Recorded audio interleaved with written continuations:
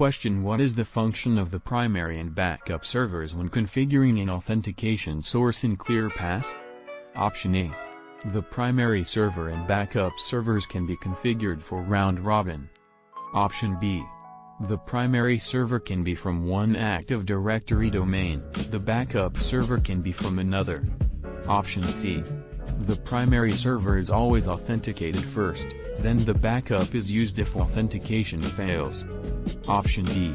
The primary server is always authenticated first, then the backup is used if that times out. The correct answer is option D. Question: select 3 elements that are part of the authorization process. Choose 3. Option A. Send a radius accept to the access device. Option B. Verify client credentials against your account. Option C. Determine posture status. Option D. Validate the user account attributes. Option E. Filter by endpoint device type.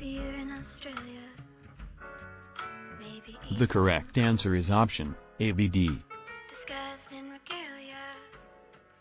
Question: which actions are necessary to set up a ClearPass guest captive portal web login page to execute with no errors?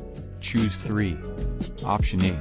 Configure the vendor settings in the network access device to match the web login page. Option B. Install a public issued HTTPS certificate in ClearPass Policy Manager. Option C. Install a public issued HTTPS certificate in the network access device. Option D. Configure the vendor settings in the web login page to match the network access device. Option E. Install an enterprise-issued HTTPS certificate in the network access device. Option F. Configure the external WebAuth URL on the network access device for HTTP. The correct answer is option ABF. Maybe you're in Australia.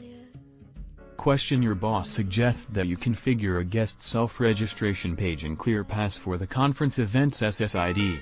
Which advantages will this give? Choose 2. Option A. It will allow guest users to create a login account for the web login page. Option B. It will stop employees from putting their corporate devices on the event network. Option C. It will allow employees to get their own devices securely connected to the network. Option D. It will allow the conference center to collect extra information about the guest. Option E. It can be pre-located with guest information from the conference registration. The correct answer is option A.